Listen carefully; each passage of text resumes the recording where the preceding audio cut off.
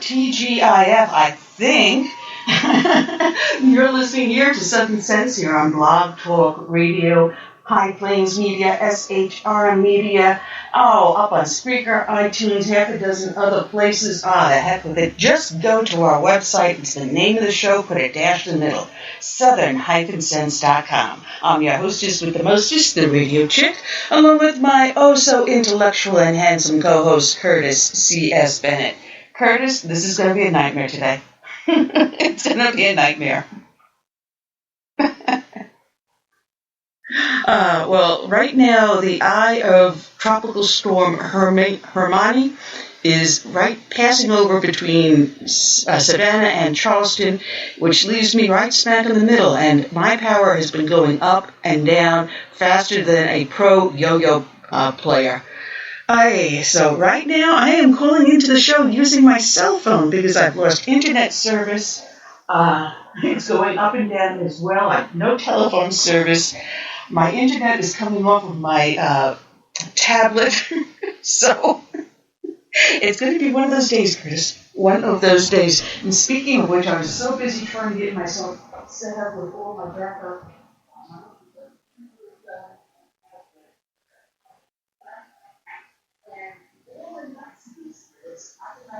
All that work that I did so hard last night for the show and bring it into the office so I can know what the heck I'm doing on the show.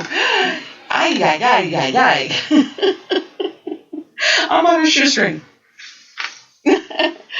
Oh, man. No, I do have the dedication here, so bear with me because now I'm doing everything one-handed because my headset to my cell phone crapped out. So if anything can go wrong, it is going wrong today. Oh, man, Curtis. But we're ready to rock and roll anyway, aren't we? All right. Well, welcome everyone that's listening in the studio, as well as that's up in the chat room. Just bear with us as I try to get my bearings. And everyone that listens to the show knows that we start off with a dedication to a fallen hero. And today is no different. Today's dedication is going out to police officer Timothy Kevin Smith of the Eastman Police Department in Georgia. His end of watch, sadly, was Saturday, August 13th of this year. And this is from the Officer Down Memorial page. Police officer Tim Smith was shot and killed while responding to reports of a subject carrying a firearm at the intersection of Smith Street and Main Street at approximately 9:30 p.m. on August 13th. Officer Smith made contact with the subject along the railroad tracks adjacent to the intersection. The man opened fire on Officer Smith, wounding him. Smith was able to return fire and inform dispatchers he had been shot. The subject fled the scene, but was apprehended 2 days later. Officer Smith had served in the Eastman Police Department for 5.5 years. He is survived by 3 children, 2 stepchildren, a fiancé, his parents, and 3 siblings. Officer Smith was murdered only 2 days before his 31st birthday. And this is from a message that was left on the Officer Down Memorial page. It was written by Sergeant Ron Tomasi of Lake Murray Police Department, retired. And he wrote, "Dear Tim, and yet again I write another reflection for a brother officer taken from us by Vernon. A long time ago, a group of Americans formed a government that guaranteed all Americans to live free from oppression and fear. As a member of the Thin Blue Line, the oath you took and the code we live by, protect and serve, continue that guarantee, even with the supreme sacrifice. To those of you who read these reflections and have not served on the Thin Blue Line, but live safe and in peace, free from fear and oppression because of police officers, remember the words of Sir Winston Churchill. Never before have so many owed so much to so few. Tim, may Almighty God bring his peace to your family, your service committed to memory, as well as he welcome you home. Continue to bless police officers everywhere, and God bless the United States of America. And this is from Macon.com, written by Joe Kovac. There are no tears in the lawman's eyes as he stands at attention in a downpour at a fallen police officer's funeral. The lawman, in full dress uniform, is a statue of resolve as rain streams from the low-tilted brim of his Navy campaign hat. But the image of him weeps. The lawman, an honor guard from the Fulton County Sheriff's Office, an unbowed sentry in a late summer deluge, was graveside at a ceremony next to the Solid Rock Church of God. The cemetery on the eastern outskirts of Eastman lies 2 miles from where police officer Timothy Kevin Smith was murdered in the line of duty only 5 days earlier. The photographs of the honor guard, Sergeant Randall Lattimore, include with a raindrop dancing mid-splash from his hat, where a golden badge glistens in the gloom. Since Thursday, the day Smith was buried, the pictures have struck a chord in the law enforcement community across the region. The images require no captions. The spray of rain droplets themselves, frozen in time on an August afternoon, are a gusher of symbolism, tears of the unseen morning. Then there is Sergeant Lattimore himself, on watch, pensive, eyes locked dead ahead, his chin anchored over a tight collar. He is the bearing of fortitude, an unflinching countenance that can't help but speak to anyone who sees it. I am here for you. Even as the rain washed over them Thursday at Officer Smith's burial, members of the Honor Guard stood tall. No one on our team is thinking about how wet we are, said Sergeant Lattimore. Had it been snow, we would have stood in the snow. And this finally, to the family of Officer Smith, to the members of the Eastman Police Department. This is a poem called Final Inspection. The author is unknown. A policeman stood and faced his guide, which must always come to pass. He hoped his shoes were shining just as brightly as his brass. Step forward now, policeman. How shall I deal with you? Have you always turned the other cheek? To my church have you been true? The policeman squared his shoulders and said, No, Lord, I guess I ain't, because those of us who carry badges can't always be a saint. But I've had to work most Sundays, and at times my talk was rough, and sometimes I've been violent, because the streets are awfully tough. But I never took a penny that wasn't mine to keep, though I worked a lot of overtime when the bills got just too steep. And I never passed a cry for help, though at times I shook with fear. And sometimes, God forgive me, I've wept unmanly tears. I know I don't deserve a place among the people here, but they never wanted me around except to calm their fear. And if you've a place for me here, Lord, it needn't be so grand. I've never expected or had too much, but if you don't, I'll understand. There was silence all around the throne, where the states had often trod, as the policeman waited quietly for the judgment of his God. Step forward now, policeman. You've borne your burdens well. Come walk a beat on heaven's streets. You've done your time in hell. Today's show is dedicated to Officer Smith, but is also dedicated to all the brave men and women out there who walk that thin blue line. God bless them all. And it also goes out to the brave men and women who serve in our military, to those that have served, who are serving, and who did serve. This show is dedicated to you as we play Last Call by Dave Gray.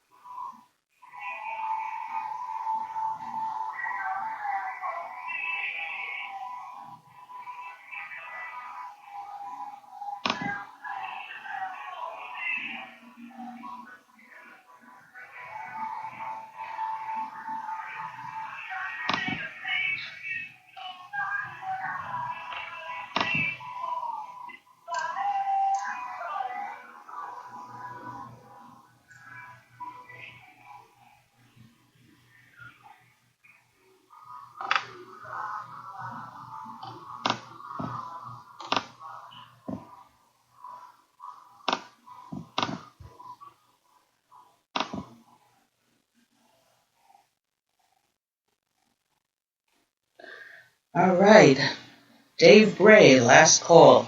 And we're back. You're listening to Southern Sense here on Blog Talk Radio, High Plains Media, SHR Media. Oh, the heck with it. Just go to our website. The name of the show, Southern Sense. Put a dash in the middle, southern-sense.com. I'm your hostess with the mostest, the radio chick, along with my co-host, Curtis C.S. Bennett, author extraordinaire. Curtis! What a day. What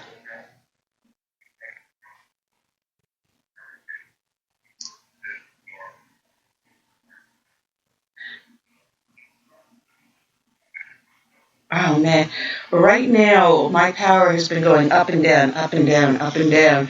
So I've got my laptop hooked up to the generator, and since my phone system and my internet is down, I'm using my tablet as a hotspot Wi-Fi and calling in to the show using my cell phone. So if the connection isn't all that great, I apologize, but we're having some technical difficulties here. Oh man. Thank you, Tropical Storm Hermine. Just what I needed today. Well, I do have to say that thankfully I sent my husband out for gasoline to keep the generator going. We've got the tub all filled with water, so if we lose water, at least we can flush the toilets. I've got cold salads in the refrigerator, so I don't have to worry about cooking. We're prepped. We're prepped and ready. Just, I didn't need the power going up and down during the show. Oh, man.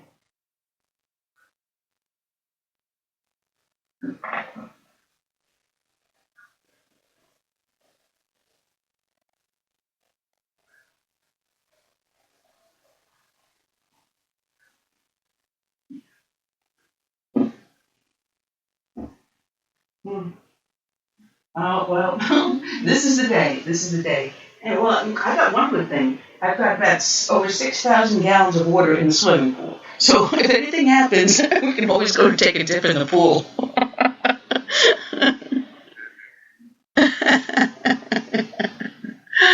Oh, man. We're waiting for our guests to call in. We've got two great guests coming in on the show today. The first one is Tim Constantine. He started broadcasting at the ripe old age of 13 on radio, and he's still doing it decades later. So we're going to be talking with him. He's got a show out of the D.C. area. And then after that, for the second half, we have Melanie Graft. And I don't know if anyone remembers, but last year there was a huge kerfuffle down in Texas where she went and took her kid to the library, and as the kid is going to pick out a book at the age of 4, there is a book about the LBGT community in the children's section, promoting the LBGT lifestyle.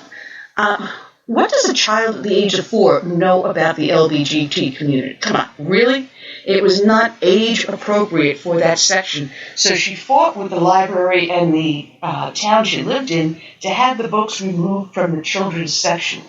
And she caught a huge lot of flack on that one. So she's going to be joining us at 3 o'clock. So we're waiting for a guest to call in. So, Curtis, we've got, I guess, about 15 minutes to just chew the fat until the guest calls in.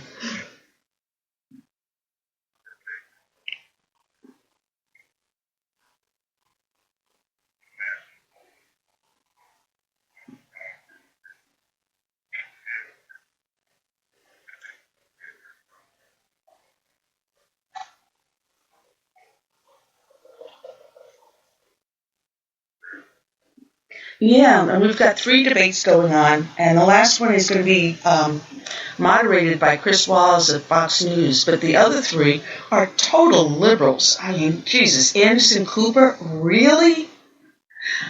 Jesus, oh, man. And what Anderson Cooper knows about politics, you can put on the head of a pin, probably. But,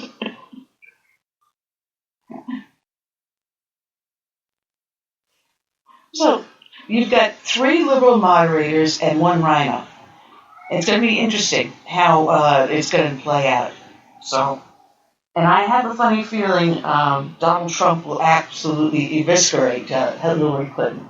That's what I'm hoping. That's what I'm hoping. I'm hoping to not see Hillary in the White House, because that would be an absolute disaster. Complete disaster. Oh, man. Chris Wallace. Fox News. No. He is a registered Republican, but I consider him a rhino because he sits to the left of me, absolutely. Absolutely. Well, I see some people sitting in the studio listening in. If they want to join the conversation, just take your finger and press 1 on the dial pad. We'll be happy to have you join with us. Otherwise, I'm just going to assume that you are just listening in. And welcome back, Kel. We missed you. I see she's up in the chat room. So, I don't know, Chris. This is a crazy world, crazy world. And of course, you got more of Hillary's emails, more of her pay-to-play that's coming to light, and she is not sitting behind bars. Matter of fact, just recently, there's a gentleman, I forget what his name is, he was in the Navy, about 6 or 7 years ago when he was just a kid. He took some pictures of inside the submarine he was serving on. Not a bright idea, but he wanted just a memento so that when he's in his old age, he can say to his grandkids, hey, look, this is where I served. This was the submarine I served on. This is where I was stationed. Just some pictures to remember. He wasn't trying to sell it to the Russians, for crying out loud. He had just got himself sentenced to 1 year in prison. He gets sentenced for taking a couple of pictures, and Hillary Clinton is still walking around free? Really? Really? No, absolutely. His last name was not Clinton. Last name was not Kerry. Last name was not Biden. But because he was just a low-ranking Navy guy, pictures that were 6 or 7 years old, nothing top secret in them at that point in time. And matter of fact, they had the pictures up on TV, so they're absolutely declassified. They never went into the hands of the enemy, not like Hillary Clinton's emails did. But she walks free and he goes to prison.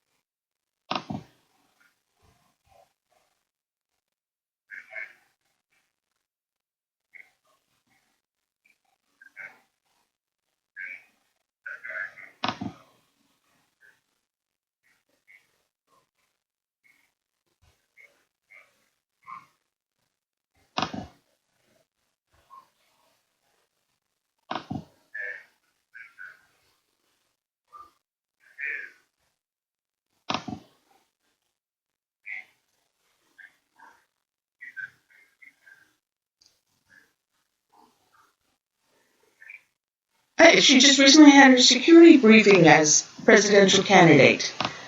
Really? Now, the name of the kid that just got a year in prison, his name is Kristen Saucier. And he's from Vermont, Arlington, Vermont, and he was sentenced in federal court in Bridgeport. He pleaded guilty in May to unauthorized detention of defense information. And he also must serve 6 months of home confinement.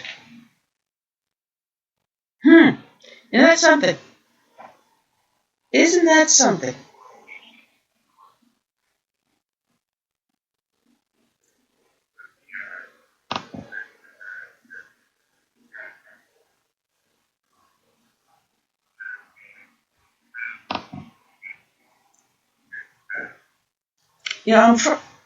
I was trying to cut and paste the link to the story at military.com, but unfortunately it's not letting me do that for some reason.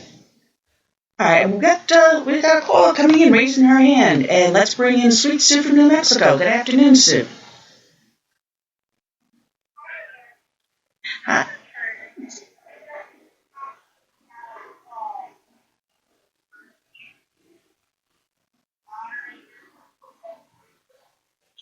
Yeah.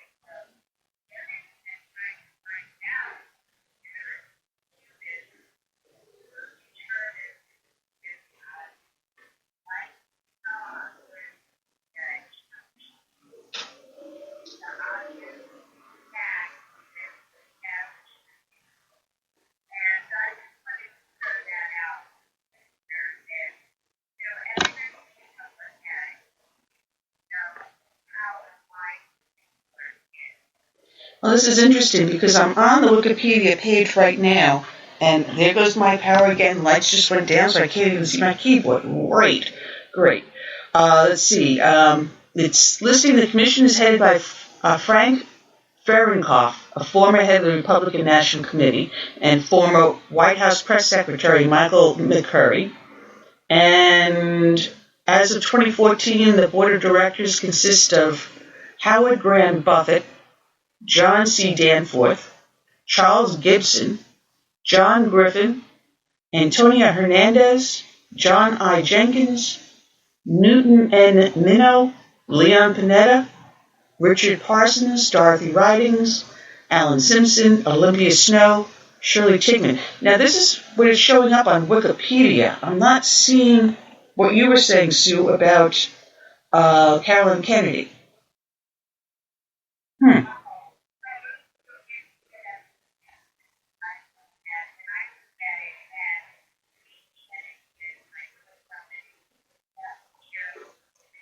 Hmm.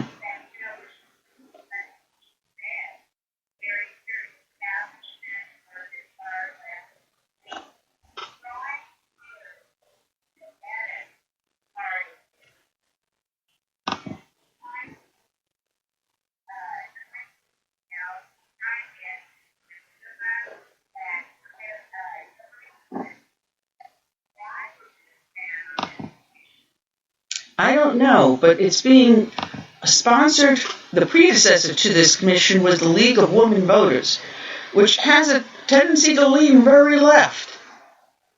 So it's supposed to be a nonprofit controlled by both Democratic and Republican parties, but you see more of the Democratic Party in the leadership than you see the Republican Party. But they throw the Republicans a bone by putting Frank Fahrenkopf in charge of it. So it looks like it's bipartisan.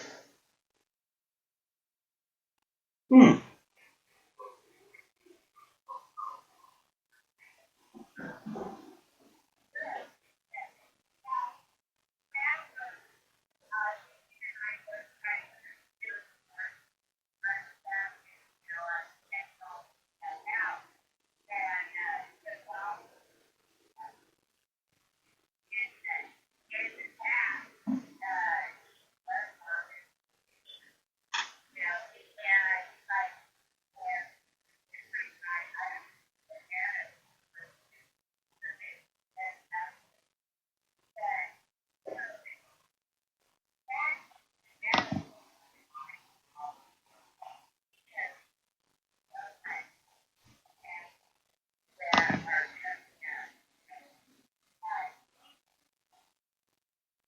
Yeah, the web that they are weaving, this Obama administration with Hillary in cahoots. You know, Judge Napolitano called President Obama an unindicted co-conspirator in her emails. So yeah. So yeah.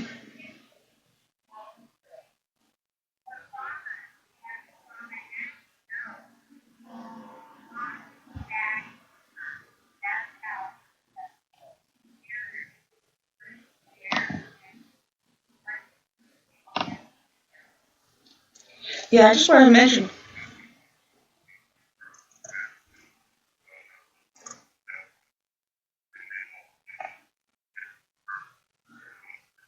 All right. Well, I want to mention that I do see people popping up into the studio that have dialed into the show.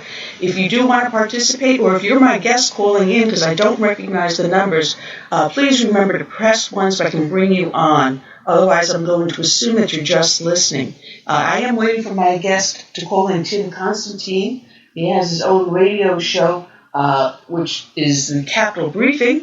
And I got a hand raised. I have to apologize. I am in the middle of the storm here, tropical storm Hermine. So my power has been going up and down. My internet service is out, so I'm using my tablet as a hotspot. So I apologize if things seem a little confusing, but just bear with us as we are in the eye of the storm at this moment. So yeah, so I got area code 239. You're on the air live with Southern Sense. I'm your hostess, Annie, the radio chick. To whom am I speaking? Tim, as you can tell, we're having some technical difficulty. And as I said, I've lost.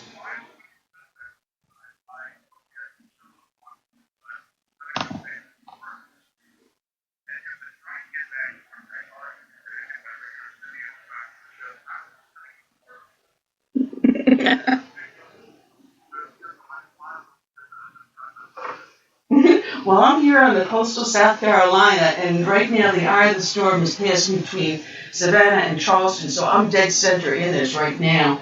So my husband, I have no mixer board. My mixer board is out. My main computer is out. I'm using a laptop and my cell phone. So talk about on the fly. Oh, well, I appreciate that. But we have so much to talk to. I came across your article about Colin Kaepernick. you wrote a very, very witty article about that, which I have here. You got to have black wines matter. Um, yeah, matter of fact, his birth mother had been up on Twitter criticizing him, for not respecting the flag and the national anthem. You got your own mother turning around telling you, shame on you.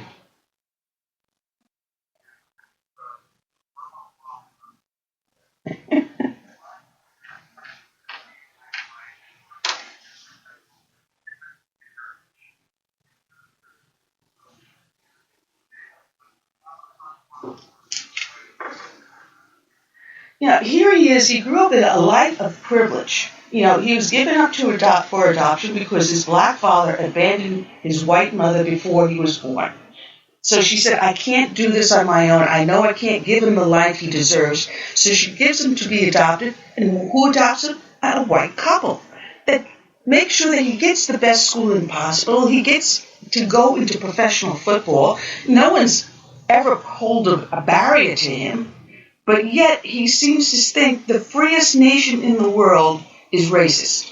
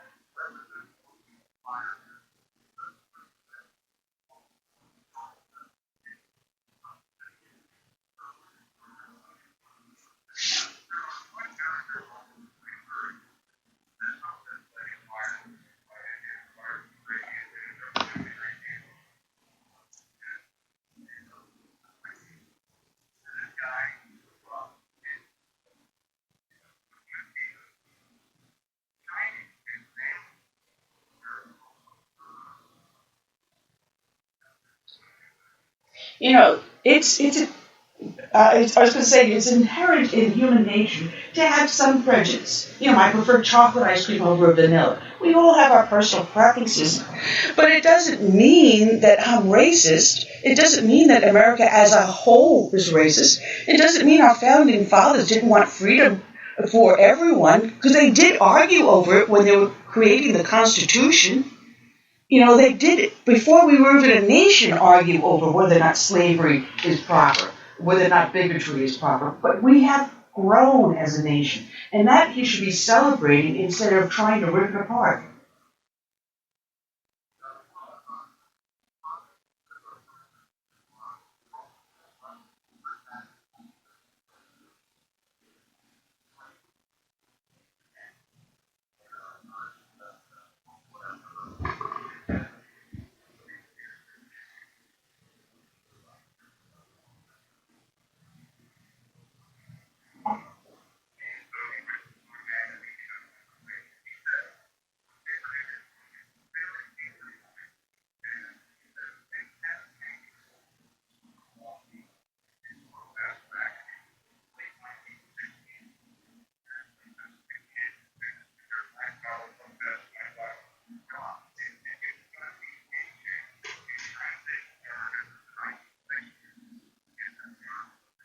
No, no, not at all. And we do have a listener that has called in, so she joined the conversation. Sue, go ahead.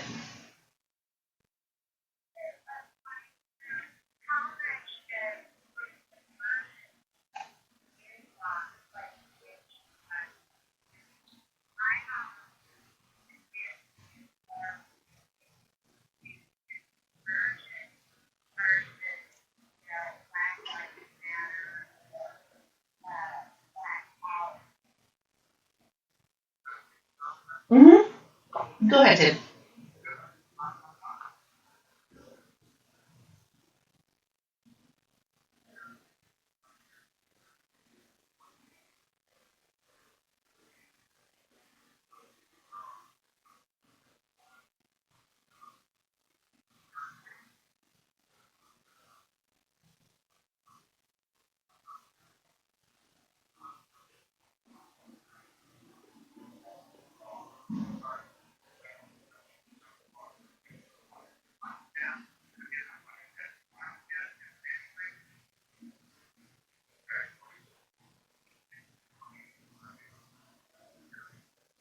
Yeah, you know what I find amazing is that, you know, here he is protesting the American flag, and we have people still being murdered in Detroit and Chicago, and the vast majority that are being murdered are black. And where is the outrage there?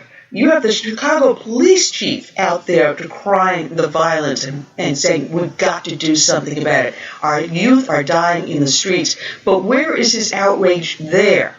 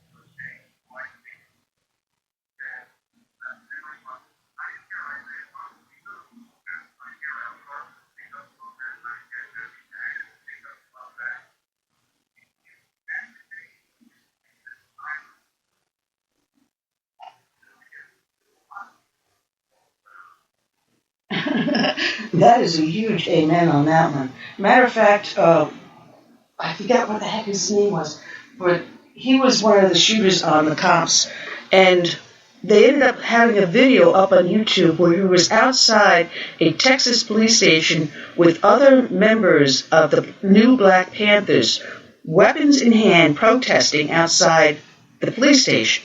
And this is the very same one that later on went on to kill cops. I forget what his name is. I'm having a major brain fart.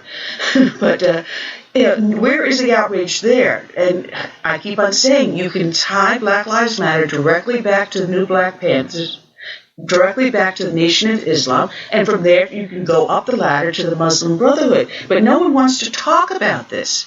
If you're white, you're able to be a bigot, but if you're black, you're not able to be a bigot.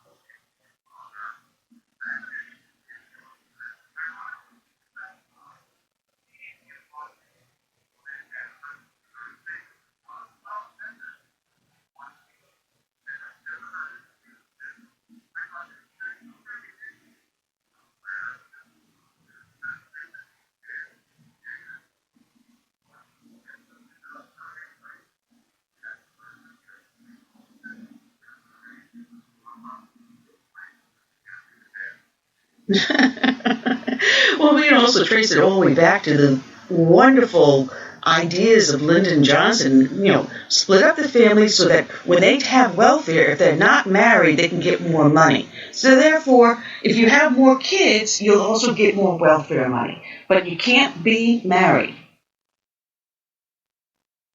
Thank you, Lyndon Johnson.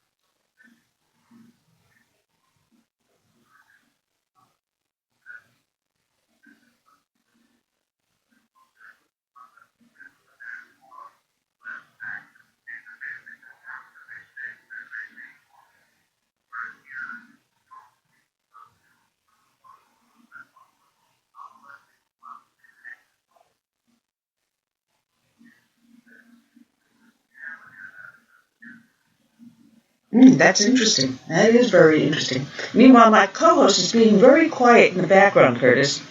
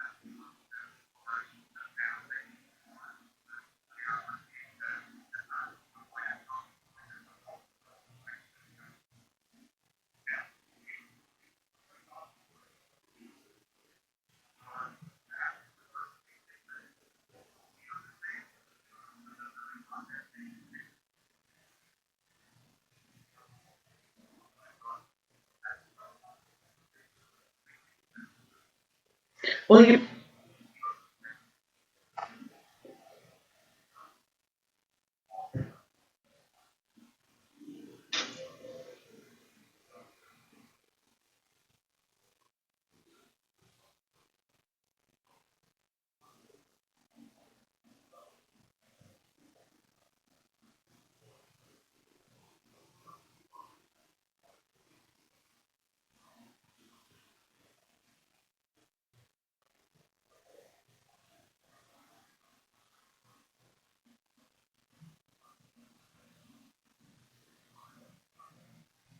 well,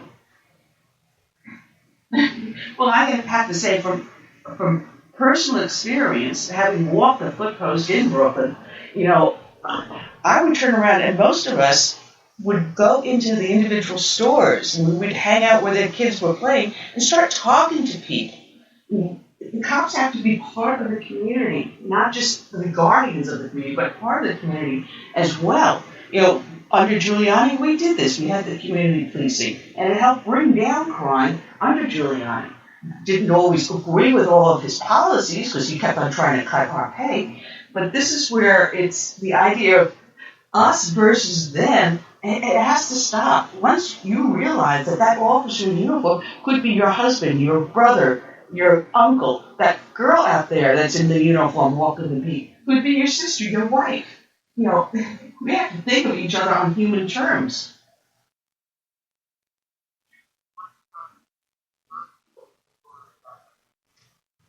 Oh, we lost you? Tim, we lose you? Did we lose Tim? Or did you lose me? I think we lost Tim. Well, Tim, if you can hear us, try calling back in, because he just got popped off the air. Oh, well. Ah. That was an interesting conversation until we lost Tim. But check out his website, which is at his name, timconstantine.com. There is a link in the show page, so if you're looking at the show page, just click on it and it'll take you to his radio show, which is a very interesting and really good radio show. So, Tim, I hope you do call back in.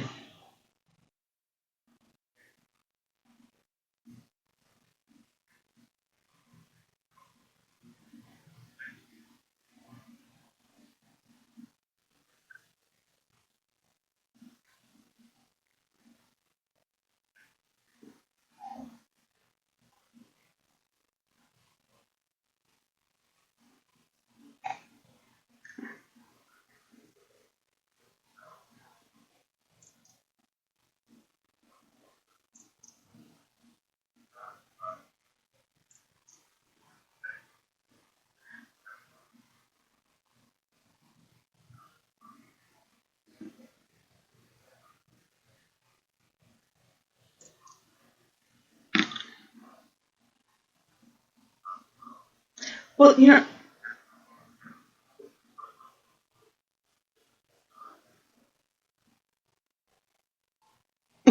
uh, uh, Cal wrote in the in the chat room. Cal wrote, "Parents raise kids, Hillary, you idiot." Oh man, a village. A village idiot. But this is the problem. We can trace a lot of these problems, to Hollywood or blame anyone and everyone else. But it's the parents' responsibility to raise their child properly. I mean, okay, you're going to have some kids that no matter what you do, they're going to be a bad seed. But the vast majority of kids out there want to be good. They want the direction. They want their parents to show them. But parents abrogate their responsibility now because of public school. Just drop them off in public school. Let the teachers raise them. Let the teachers worry about them. And I don't have to worry about them for 8 hours while I sit in front of the TV and eat potato chips and drink soda on off of food stamps. This is the problem, personal responsibility. And when the parent abrogates that responsibility, then the child learns the same behavior. It's just going to be a cycle that repeats itself until we make people personally responsible for their own actions. And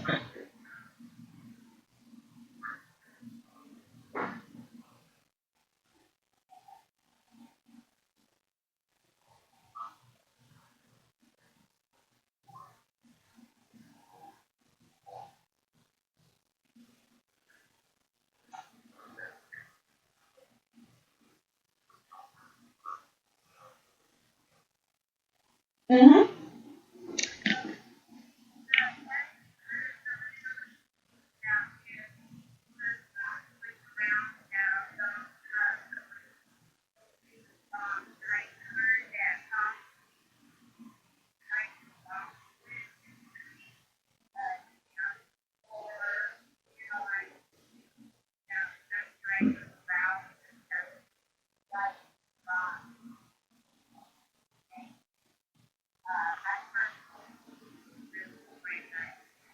Well, this is the good thing. He is going into areas that normally politicians don't go into. And he's got to think outside the box. He's got to get into those inner city places.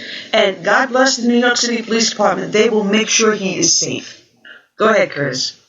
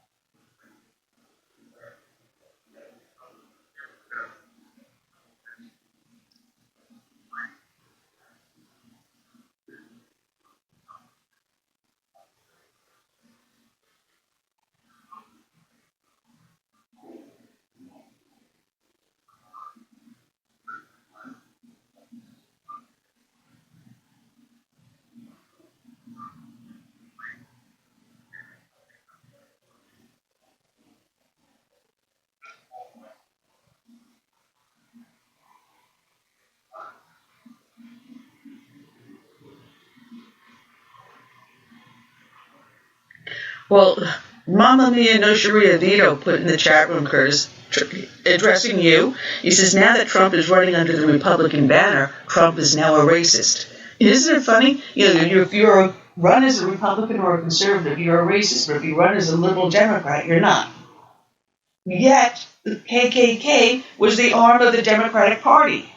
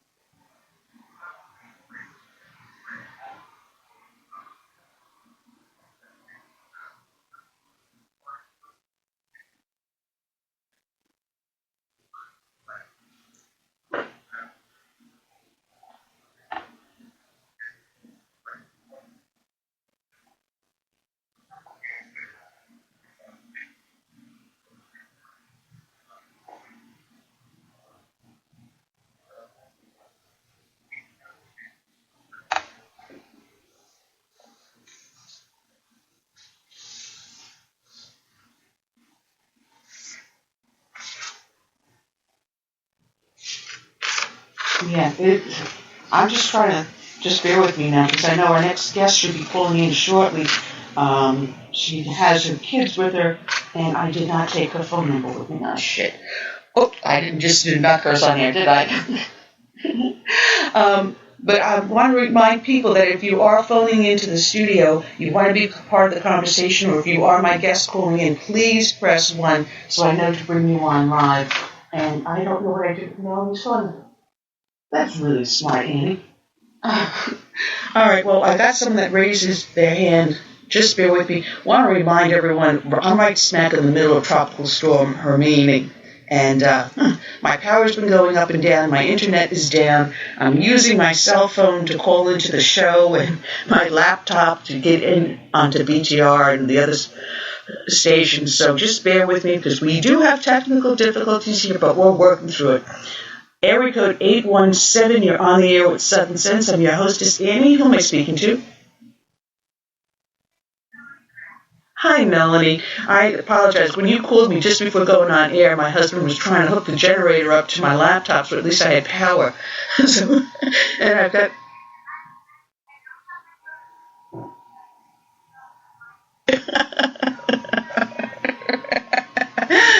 Oh, Melanie, I want you to... Good, I'm glad. Because here in coastal South Carolina, we're getting hit. So my power's been going up and down, and my internet looks like it's still down. My phone service is down, so I'm using my cell phone and my tablet as a hotspot for my laptop. So I'm going, what the heck else can go wrong? Oh, Melanie. I want to have you introduce yourself to our audience because you were brought into the spotlight when your daughter found an LBGT children's book promoting the alternative lifestyle on, a child as young as 4 years old, come on, in the public library, and you, oh goodness gracious, you had the audacity to speak out against it, saying it wasn't age appropriate, and asking the library to move the book to another section. Not remove it, just move it out of the children's section. And you caused a huge storm.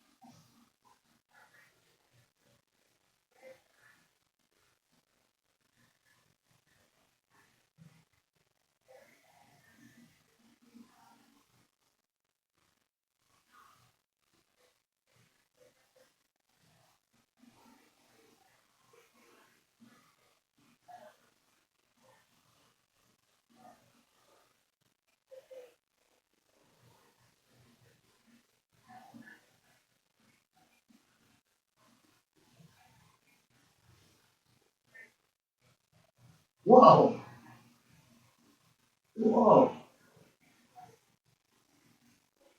No, I'm just amazed at the way that they just did an end run around you. You're only complaining about 3 books, and now they flooded the library with all these books just to brainwash our children.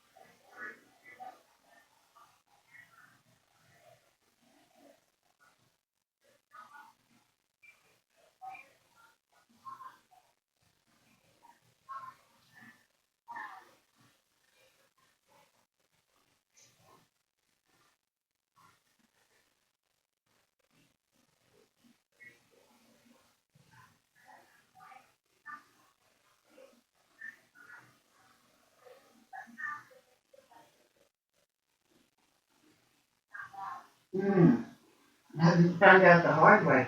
You know, they are trying to force into us that this is a normal lifestyle, when it actually involves like 1% of our population. But yet it's going to be something that everyone must be exposed to. And this is what I disagree with. I don't care what you do behind your closed doors. That's your business. It does not have to be in my face. You do not have to tell my religion how to behave. I'm not going to tell you how to behave, but just don't force it on our children. These kids, their minds are not formed yet. The sexuality is not developed yet, and yet they want to start on these children as young as 4. That's child abuse, plain and simple child abuse. You know, the New England Journal of Medicine had published an article that said the human sexuality in the brain is not fully developed until the age of 27. And yet they want to influence children as young as 4. And actually, they're influencing children as young as 1. Yeah, this is what we've got to stop. You know, let these children grow up normally and let them decide how they want to be when they become adults. Don't start on them as a child, really. I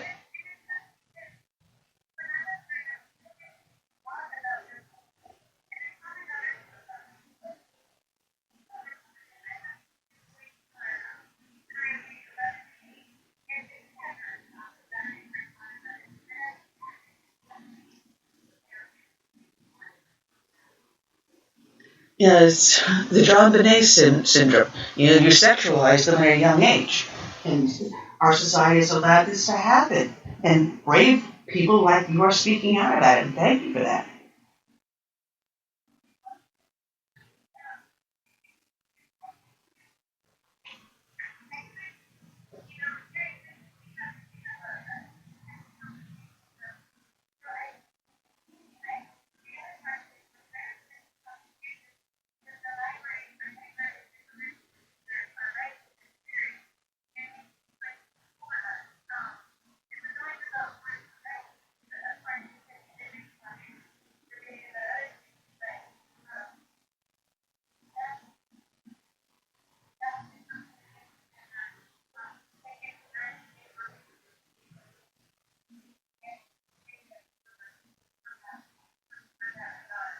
No, I guess so, but I am still flabbergasted that they continue to push this agenda instead of saying, all right, let's just move it over to the adult section, and then there's no fight. There's absolutely no fight. But in order to flaunt their lifestyle as being that of the average American, when it's not, it's it's amazing.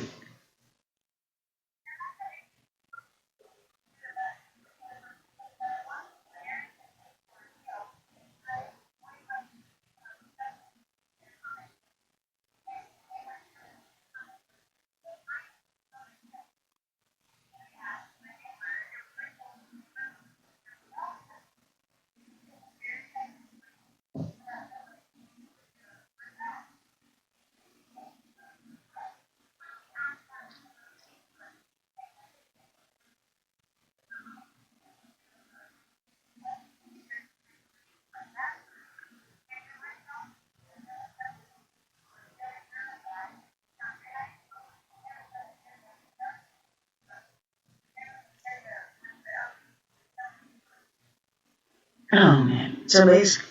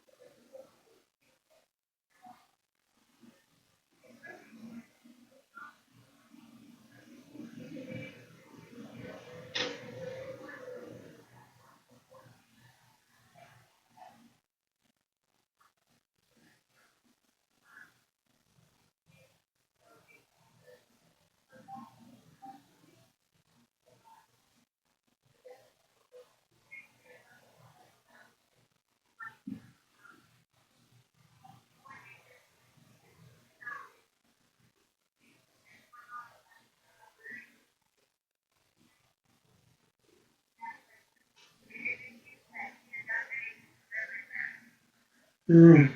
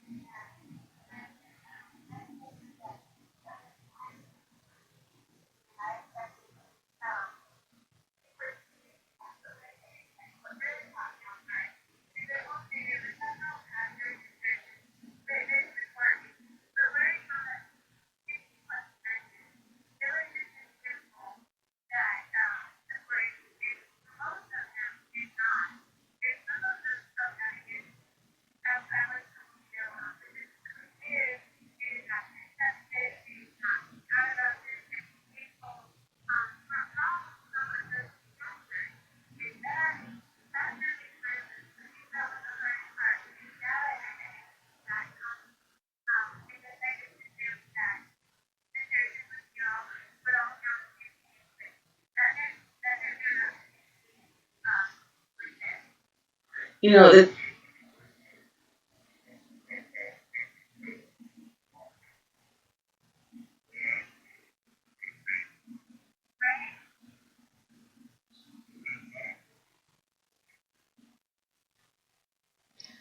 it's, I call it moral cowardice, actually.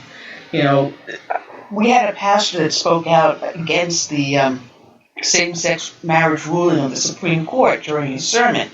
And then the following sermon he preached, he ended up taking it back and apologizing because someone in the congregation complained about him speaking out against same-sex marriage and the Supreme Court ruling. You know, my pastor, up until that point, I thought of him as a solid Christian and conservative. At that point, I was like, wait a minute, where is the moral courage in telling that parishioner that called out about this and complained about his sermon, no, this is what the Bible says, this is what we teach, this is what our religion believes. The government has no business defining marriage, much less telling me whether or not a same-sex marriage is morally correct. This moral cowardice is what I call it.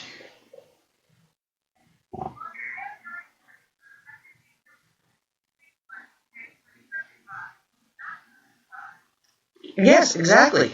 And this is what they are not doing. They're not interpreting the laws according to the Constitution. Nowhere in the Constitution is marriage defined either. It is a state's right. I still say government has no business in defining the word marriage, because once they do, they then define our religion, and then they create a religion by defining it, which is in complete violation of the First Amendment. So we got ourselves a conundrum. So where do you stand now in this book fight?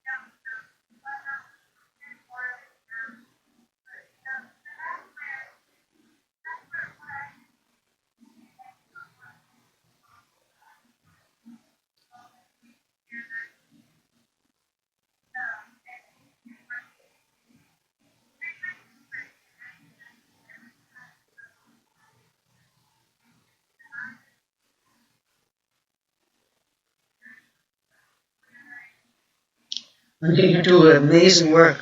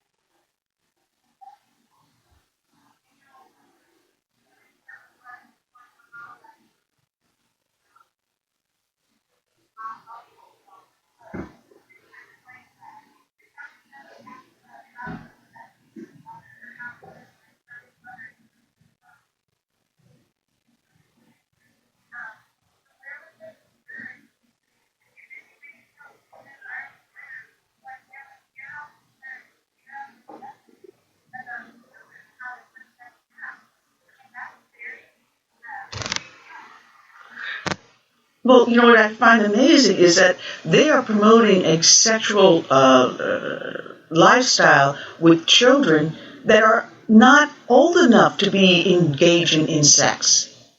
And that's the part that disturbs me the most. You know, you have an age of consent. At that point, if you want to say that these other alternative lifestyles exist at the age of consent, fine.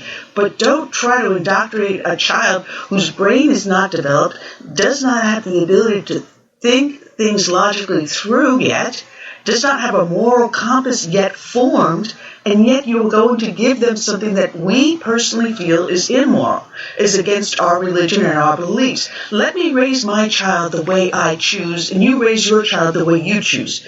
If you think this is appropriate for your child, I just hope they're not going to be in the same play group as mine, you know? But the fact that they're promoting the sexual acts.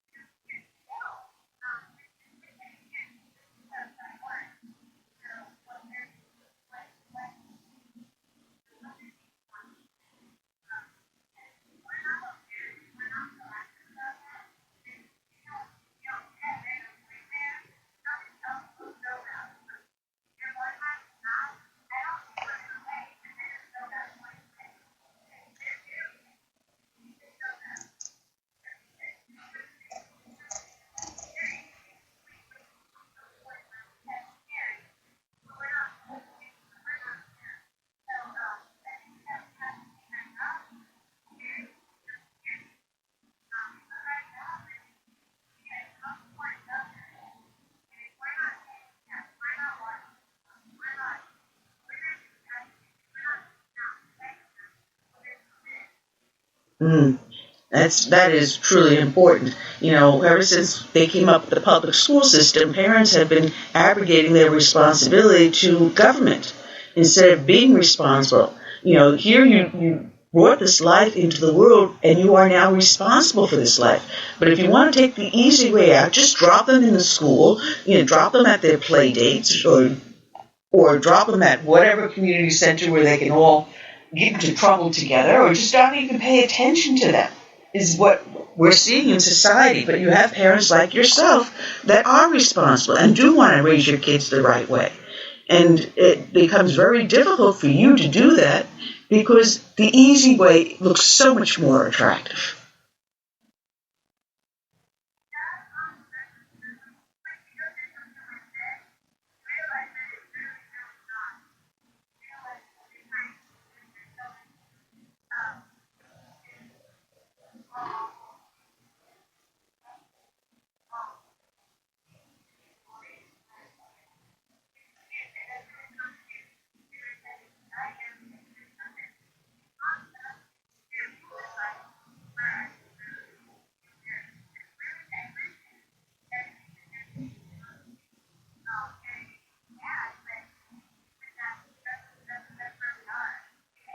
The worst part is, as I said, the child's mind and personality is not developed yet. So, of course, the child will want to try to experiment because, hey, listen, it looks good in the book and it says it's okay. So, you know, handing a child a loaded gun, okay, also, without proper supervision? No. And to me, handing this book to a child is the same thing as handing them a loaded gun, an easy way to kill the poor kid.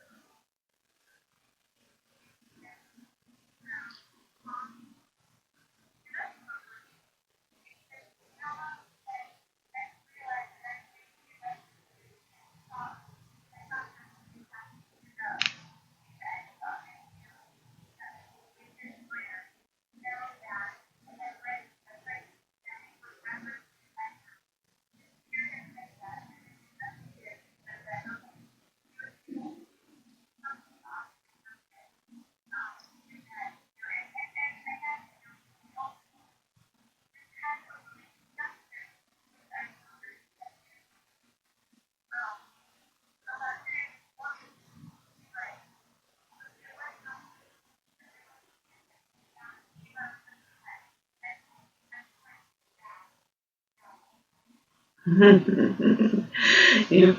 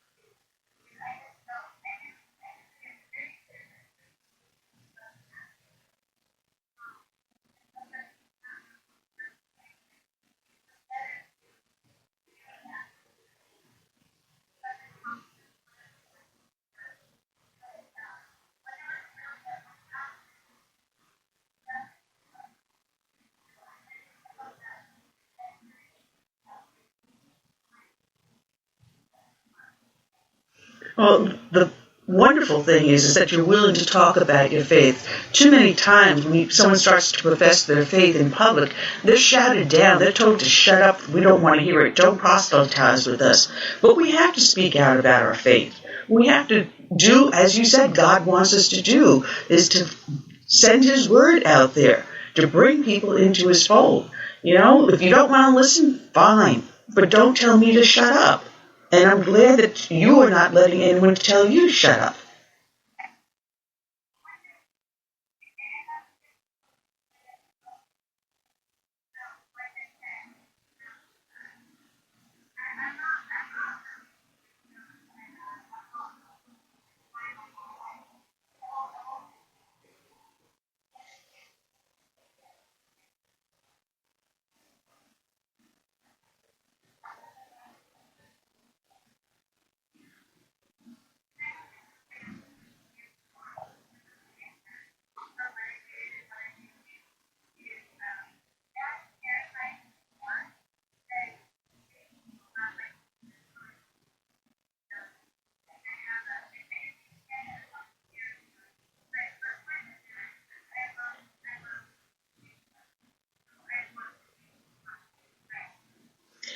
It's funny.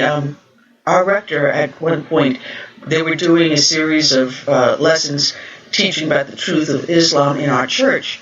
And he asked the question that should you have a gun pointed at your head, would you defend your Christianity and not convert to Islam? And my girlfriend and I shot our hands up saying, we will defend Christianity. And he looked at us like no one else in the room raised their hands, looked at us, and we said, we've already done that. I mean, I was a cop. I carried a gun. I'm not going to be afraid to turn around and defend myself and my fellow man. But this is what we have to do, defend our faith, even though you have a gun at your head.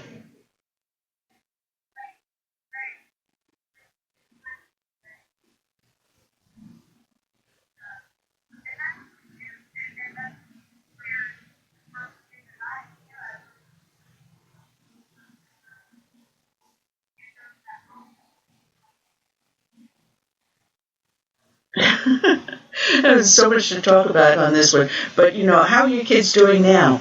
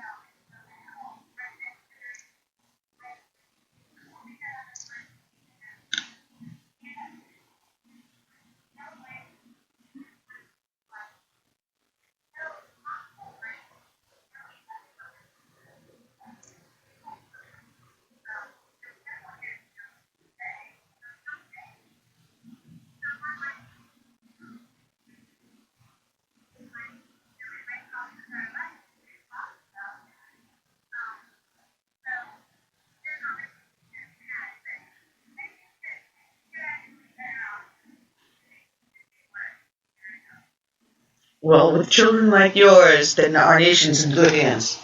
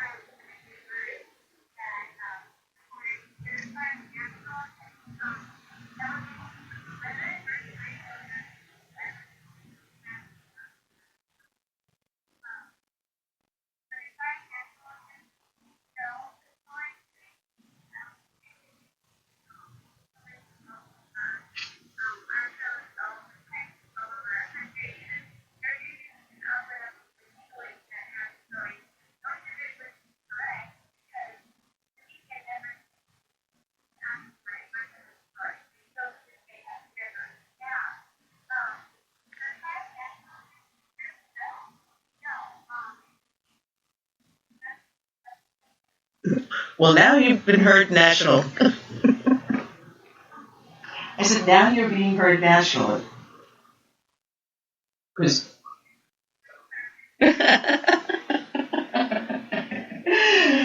um,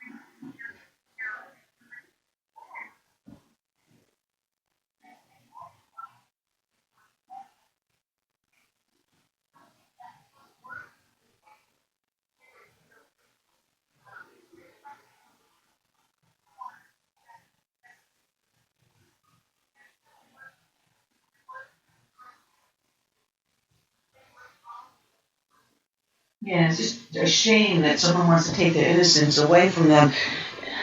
And they have no right to interfere, but they will. They will tell you what to do, how to do. I mean, good Lord, they're telling us what type of toilets and light bulbs to buy. You know, they're trying to control us from cradle to grave, and if we allow them to do that, then we're all the more shame on us. And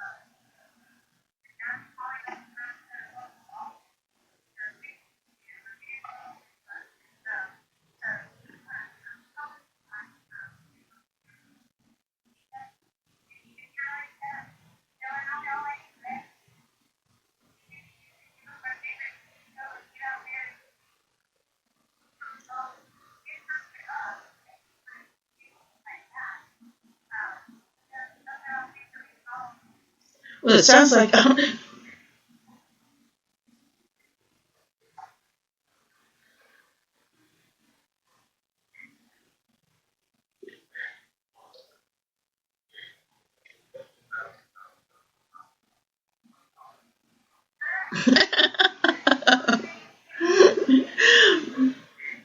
But Melanie, it sounds like that you've listened to my show before because you said exactly what I say. You've got to get out there. You've got to be involved in the local level, from the dog catcher all the way on up. Like you, I'm a precinct chairwoman for my Republican Party, also the legislative chair for my Republican Party. I'm the leader of my local Tea Party. And then I do this show to get more of my voice out. So, you've got it right. This is what people have to do. Start at the grassroots, because that person that's on your county council, your city council, will go on to become elected at the state level and then go from the state level to the federal level. So we've got to get it here at the grassroots level so that when that person advances, they will be advancing our conservative ideas.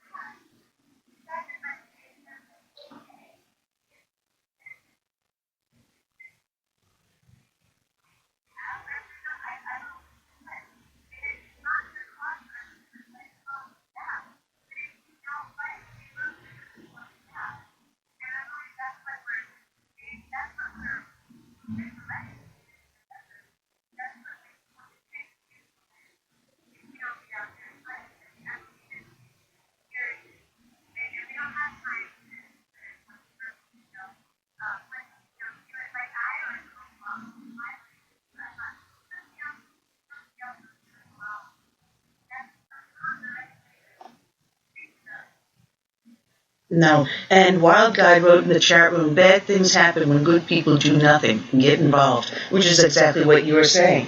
People have to get involved. You got to know what your school board is doing, what your local council is doing. You've got to know what is out there. I mean, county council sees me sitting there in the audience, and there goes the heads up. Oh, great. What is she here for now?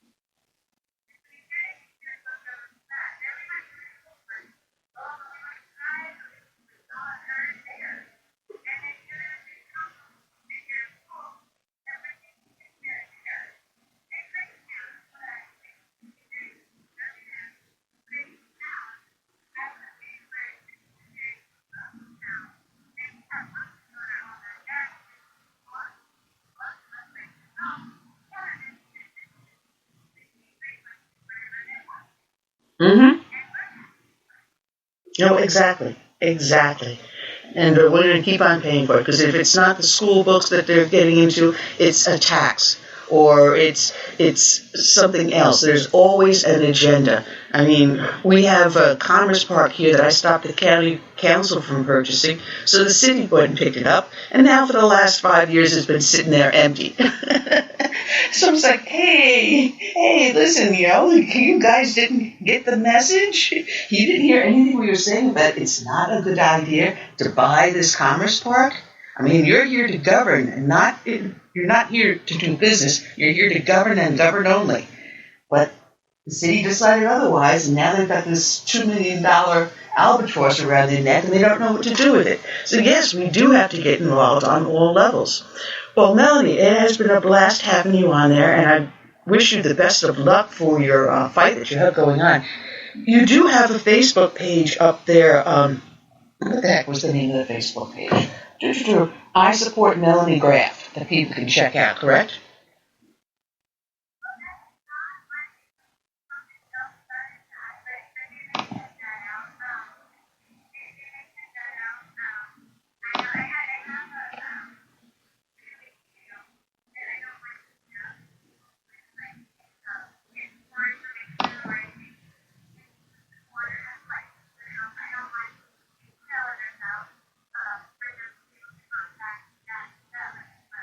Okay, go ahead.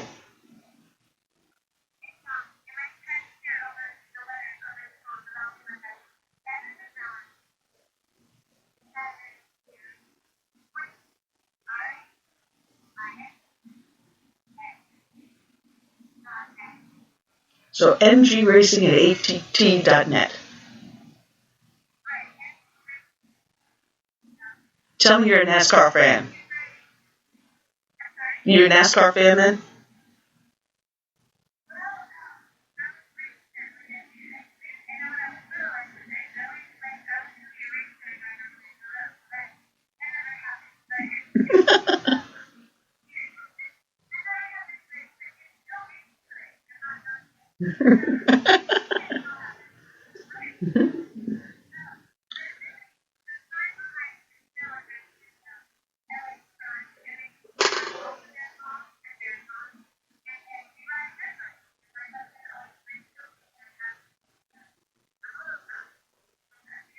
Hmm.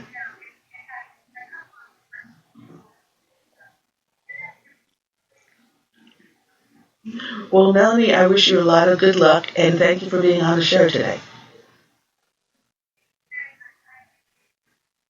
All right. Good luck and God bless. All right. We only got a few minutes left on the clock right here now, Curtis. And we're going to be back here on Tuesday. We have a friend of mine, Kyriakos Zouras, is going to be with us He is a phenomenal guest. And then towards the end of next week, we have Danae coming back on, and I've got Mike Gonzalez coming with it also. We've got a lot of great shows lined up, and don't forget the 16th of September is Constitution Day. So tune in that one. We've got a great show. This is for Constitution Day. Yep, your two friends will be with us, as well as Chris Pass. He's got a great new book out there also. Should be in my mailbox hopefully today if the wind doesn't take it down. But anyone that's in the path of Tropical Storm Hermati, however they pronounce this tropical storm, bear down, because my power's been going up and down all day. Hopefully the worst of it has passed through. But just be careful if you're further up the coast. And until then, I guess that's all we got to go on, Curtis. We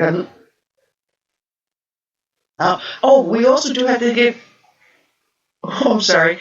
I was just going to give a shout out to Sweet Sue for her call-in, and she tirelessly puts the shows out there for my show and other people, putting it up there on Twitter. So God bless that woman. She is a blessing to us all.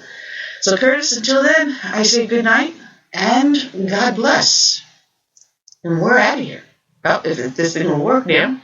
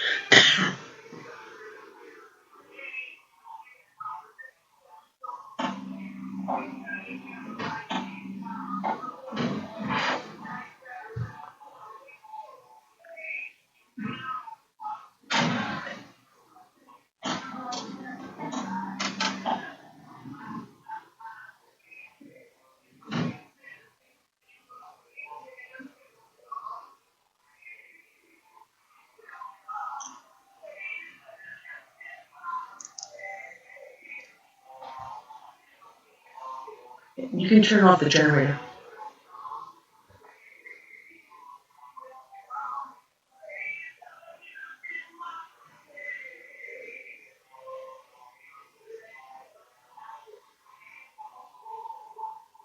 No. I think generator running over to next. Why? I think it's my shit. The battery's still going dead. What are you talking about? What are you talking about? Emptying the copper. Oh. I'm going to. You talked to Rick? No.